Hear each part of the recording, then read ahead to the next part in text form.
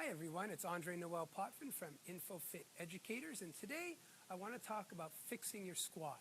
Now, there are many problems I see when people are squatting. I'm going to deal with one common problem, and on future episodes I'll show you ways of dealing with other common problems with the squat. But for now, have you seen individuals squat like this? They squat like this, they put their arms out in front and they bend forward from the hip quite a bit. Or they squat like this and they bend too far forward from the hip. You see, if they have this problem, there's two things that they need to do. The first thing is they need to deal with the restrictions that are either happening at their ankle, their knee, or their hip. So they need to stretch out their ankles, their knees, and their hips and improve mobility at those three joints. Another way that they can fix this is through a functional movement called face the wall squat. Now, I created this squat because what it does is it forces individuals to have to then concentrate on creating a correct alignment with their body while in a loaded position. Let me show you what I mean. Come on over here, Kathy.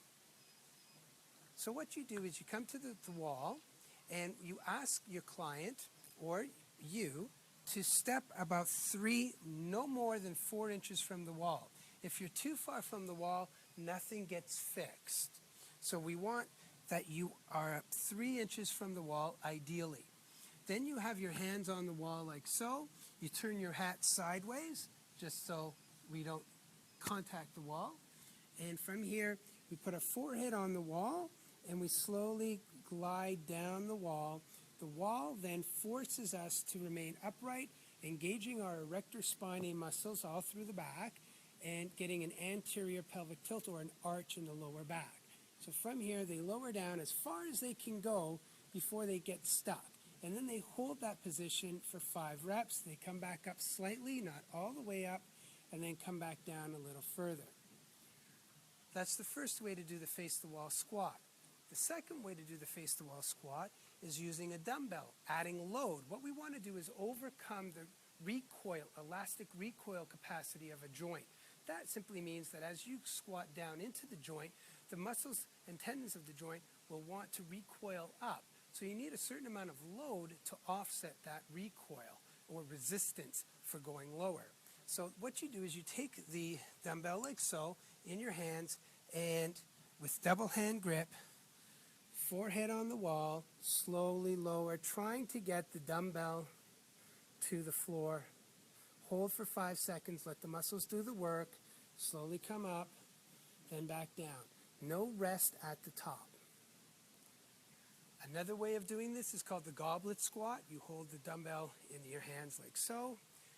Again, close to the wall. This will force you to work upright in this position. Now, the reason we're holding it down here is we're allowing the muscles and the tissues to slowly relax into the position and improve your range of motion. Over the course of time, you can go lower and lower and then back up. The reason I chose the wall is this sort of plumb line factor that you need when doing a squat. That simply means that when you do a squat, you don't want to put a barbell on your back and causing yourself to lean too far forward. That puts way too much stress into your lower back. So what the wall is basically keeping you honest, forcing you to follow a proper biomechanical alignment as you squat all the way down and all the way up. You're only going to do as well as your genetics or your joint, or I should say your limb length capacity for your genetics will allow. But this will definitely improve your ability to squat lower and in proper biomechanical form. I have many more common mistakes people make with squats that I'll be sharing with you on further episodes, and then how to correct them. Use this face the wall squat with many of your clients initially, and I guarantee you'll see a lot of success. In the interim, happy training. See you soon.